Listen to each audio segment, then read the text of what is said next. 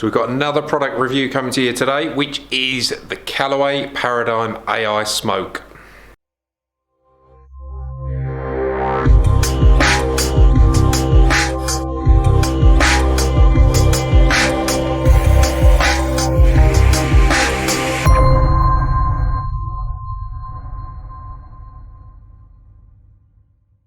So globally last year, Callaway had a fantastic year. The Paradym was the #1 selling driver for 2023.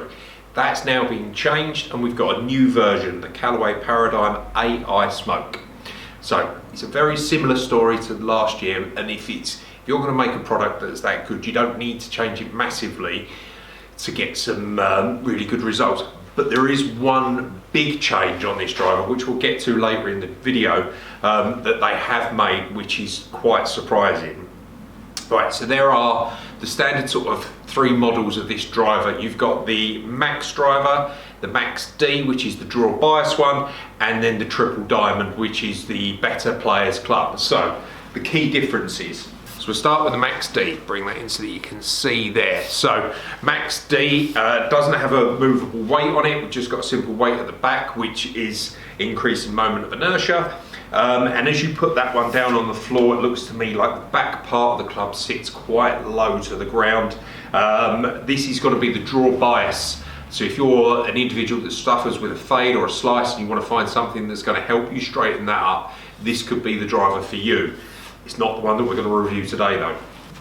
The standard Max, now this is the mass market appeal driver. So again, you put that down on the floor, sits ever so slightly different, a little bit squarer than the Max D. This does have a movable weight on the back. So that's going to give you the flexibility if you want to put it into a fade or a draw bias position that you can, and the weight at the front is removable, so you can get aftermarket weights to put in there to change the weight of the club if you want to. Obviously bear in mind that when you move the weight at the back, left and right, it is going to affect the moment of inertia, make it less forgiving potentially, not hugely but a little bit. The third driver is this one, the Triple Diamond.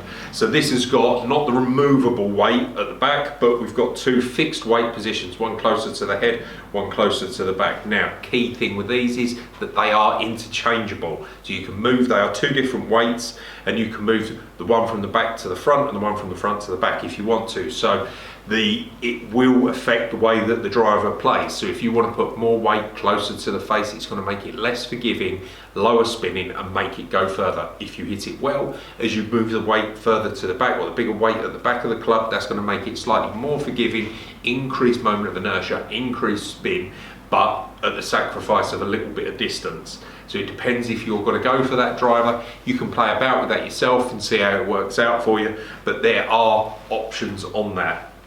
So one thing that is new this year is that we've got the Project X Denali shaft in there. So that's the first time that this has been used. This is a new shaft for 2024, and this is a high kick, low torque shaft. So this is going to be trying to keep the ball flight under control, get it out there, 60 gram stiff shaft. That's what we're going to be testing today. Now, the big news from this is, well, we'll get to it, but now the difference, what Callaway are talking about here with this driver is its forgiveness, or at least the playability. So they've gathered data from their US fitters. So people that have been used at key sites across America where they've been fitting golf clubs, they've gathered that data that's been generated from different launch monitors, put it into their computer, and then they can work out the most likely strike patterns that individual golfers are going to have, depending on your handicap, depending on which one of the clubs that you're going to go for. So previously with the AI technology in the face, what you had was the same face across all of the incarnations of the driver. This time they're different. So when you open the driver up, which you're not going to do, but I have seen, the inside of the driver very much looks like on the face that it's a kind of ripple effect on there. And that ripple effect is going to be different across each one of the drivers. So you're looking at individuals that are going to be using the Triple Diamond are going to have a very different strike pattern to the individuals that are going to be using the Max D. So as a result, it is a different face for each club to give different results. And Callaway is saying that it's got to be more forgiving and quicker speeds off of the driver, or more distance depending on where you hit it to previous drivers. So it's something that Cobra were talking about, I think, a good few years ago, but this is slightly different, but it's meant to be more forgiving across the whole of the face, and that's something that you're going to see across most manufacturers this year, Cobra being the exception, which is a driver that we reviewed recently. Cobra are talking about speed, every other manufacturer is talking about forgiveness. Now, the difference between this driver and last year's driver is there is a 15% saving in weight. So there's more carbon in the driver. That means that then they're able to reposition weight throughout the head to make it a little bit more forgiving. They're the only, Callaway, the only company that are forging carbon, and it's the forged carbon that gives the look that the driver has. So that sort of smoky finish, that kind of grey look, and all of the driver heads are different. So every single one's gonna, it's not, they're all gonna look the same, they're all gonna look slightly different in terms of finish, but that's where that look comes from. It's forged carbon. Callaway have been using carbon in their drivers for the last couple of years. As a result, they're able to make them cheaper than other manufacturers because their processes are already in place, or at least this is what Callaway is saying. As a result, that saving that they're able to make in production, they're able to pass on to the consumer. So last year's driver was retailing at about $529. This one's going to hit the shelves at $499, which for for how things have been in the last couple of years, to see a club getting cheaper is a good thing. And when you look at the new Ping driver that's coming out, that's going to be a bit more expensive than this, but that's because Ping don't use, or at least this is how I've been told, Ping don't use carbon as often as Callaway, so as a result their production costs in that driver were higher, and that's been passed on to you, the consumer. Callaway were able to make savings and they've returned that to you. It's not a huge saving, but it's a saving. So all in all, my first thoughts, I like the driver. You put it down, it's the high shine finish. We've got a simple marker across the top to see where the center line is. You don't get that on the triple diamond, there's no mark there. Initial thoughts are, really like it. If looking down on, it's not dissimilar to other drivers that you've seen before, but I really like the way that it looks and sits. Generally I like the way that the club looks. I like the colour scheme. I like the flexibility and the movable weights and stuff like that. I think there's a lot going on there. I'm be interested to hit this to see what the Denali shaft is like, because as I say, it's brand new to the market. Now, normally we would use Pro V1s during testing, but as we're using a new Callaway club, new club head, new shaft, we're going to be using a new ball.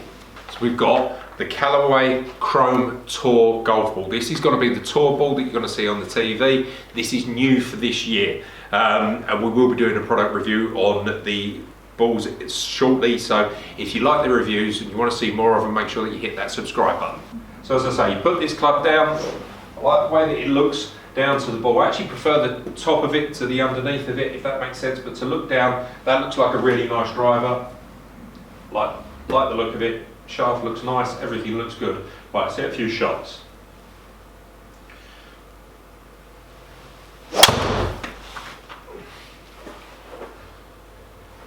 Right, so that's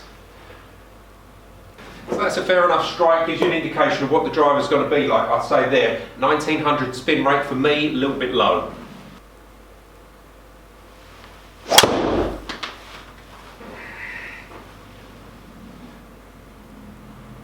So swing like that kind of gives you an indicator. That's not a great swing, got a little bit steep on it probably, and caught it a touch out the toe. Spin rate's low, but ball speed is still very good relative to the strike. Like there, for me to get 147 ball speed off of a poor swing, that's all right.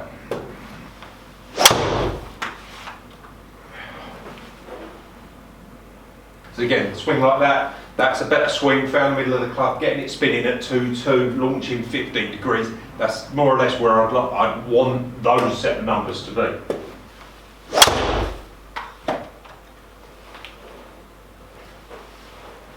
And again, drives like that, you can see that's starting to go, launching 16 degrees, spinning 2-3, total distance 274. For me, not too bad.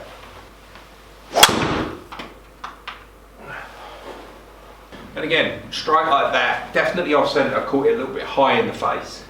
But spin rate's under control, it's not too bad, launching at 17 degrees, which is higher than I'd like. But getting out there, 251 carry, again, you know, for a misstruck shot, that's good. There's one key thing that's different about this driver than previous drivers, and that's the jailbreak technology. Now, it's worth mentioning that that's not on this club, which is really, really interesting.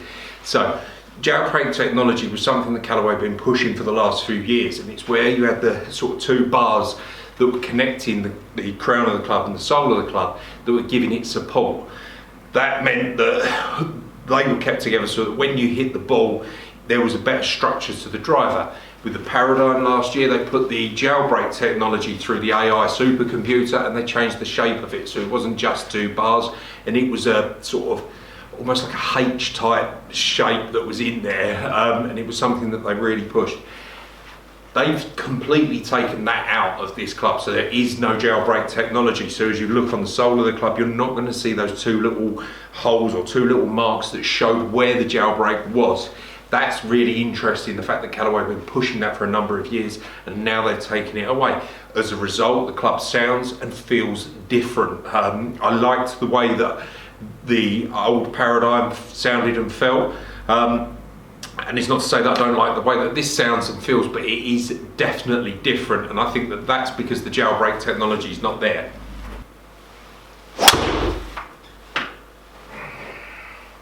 Okay, so that's plenty of drives hit. Right, my thoughts and feelings about this driver, love it. Absolutely love it, fantastic. I reviewed the Cobra driver last week. I reviewed the driver last week, and that's different. So Cobra were talking about speed. They wanted ball speed, faster swings. Now, for whatever reason, and this is the problem with reviews and practicing and stuff like that, I'm quicker with this than I was with the Cobra. Now, there's loads of variables with that, and it's worth saying that that could just be me, that today I'm swinging it a little bit better than I was a week ago. You know, we all swing it differently day to day, but this is quicker. Ball speeds are quicker, shots are better. The problem that I had with the Cobra was when you hit it, the off-centre shot's just not forgiving. This is. Okay, so one thing that I noticed over all of the shots that I've hit, the club maintains spin control across the face, and that's key. So I didn't get anything that was massively high spinning, also nothing that was massively low spinning as well, so it's pretty consistent across the face. As a result, it goes further when you hit bad shots. Now, it is worth saying one thing that I noticed when I hit it out the toe, that I was getting those sort of dippy flights to the left. You expect that, that's what's going to happen. But if the ball's coming off quicker and it's going faster and you hit it offline, it may go further offline. But that can be a trade-off. When he was hitting it low and high in the face, the spin rate wasn't massively varying and the ball speed stayed consistent. So as a result, the distances stayed relatively similar to what you'd expect. So that's a really good thing. But toe and heel strikes, if you're going to hit it further, you may hit it a little bit further offline with them, but they're just bad swings. Denali shaft, really like it. First time I've hit that. In truth, I don't know a huge amount about it, but it is something that's there to control spin rate. But it's the first time that I've hit that shaft. I really, really like it. I haven't hit all of the drivers that are coming out this year yet, but out of the ones that I've hit, this is definitely the best. Now, it's worth saying as well, for me personally, I notice a difference in comparison to my driver. So I currently use the G400 Max driver. This goes further. Okay, so I would say that my driver's relatively straight, but this is definitely quicker and it definitely goes further. So that's something to consider. You know, if you've got a driver that's going longer, if it's going better, it's very, very hard not to put it in the bag. But I'm going to be looking at other clubs over the next week or so, so we're going to be looking at the new TaylorMade, the new Ping. Those reviews are going to be coming out very soon, and it'll be interesting to see where this club sits in amongst the new launches that are coming out. But out of the ones that I've hit so far, that's number one, definitely.